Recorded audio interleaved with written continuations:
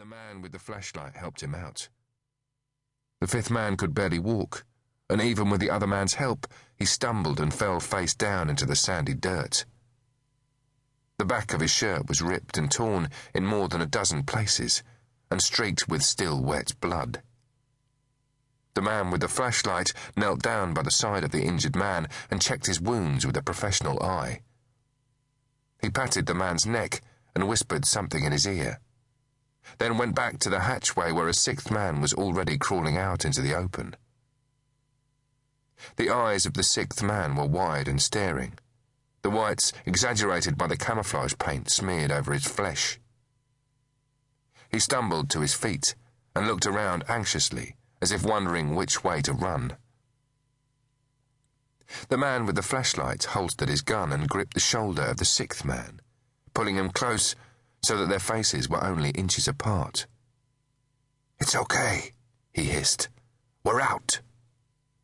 The sixth man opened his mouth, but no words came. The man with the flashlight glared at him with a fierce intensity.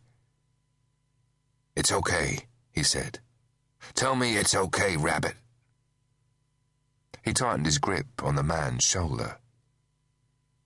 The sixth man visibly relaxed. "It's okay," he whispered. Again. "It's okay," said the sixth man, slightly more confident this time. "I'm sorry, Doc. I lost it."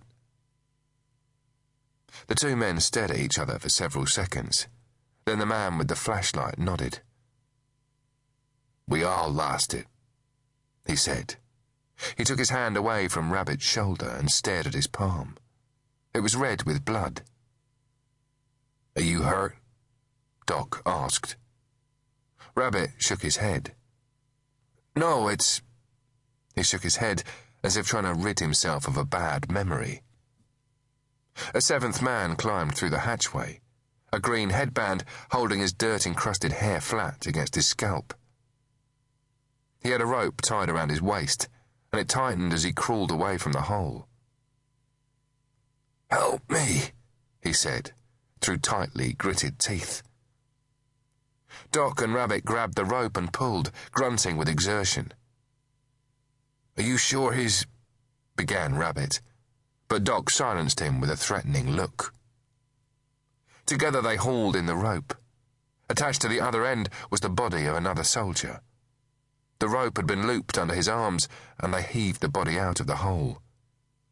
The neck was a mass of torn flesh, as if it had been hacked with a dull blade, and the shirt was caked with dried blood. The seventh man took an 18-inch long knife from a scabbard on his leg and used it to cut the rope from around his own waist. As he replaced the knife in its scabbard, he saw that the back of his hand was covered with blood. He knelt down and wiped his hand in the dirt.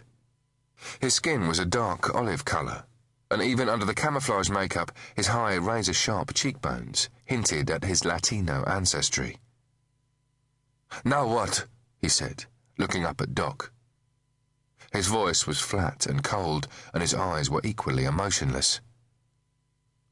"Put the hatch back," said Doc. The man in the headband nodded and did as he was told. Doc went over to the injured man and knelt down beside him again. "On your feet," he whispered. "We can't stay here."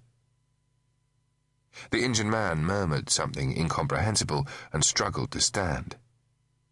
Rabbit came over to help, and together with Doc, he pulled the man upright. In the distance, there was a low, rumbling growl, as if a thunderstorm was approaching.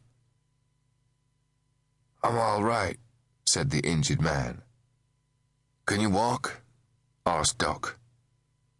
"Don't worry about me," he said.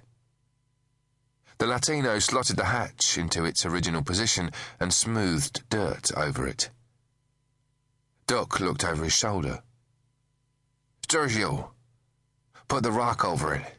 Rabbit, give him a hand." The two men pushed the rock over the hatchway. Doc looked towards the horizon, smeared blood red by the dying rays of the sun.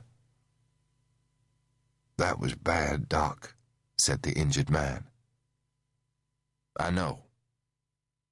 Real bad."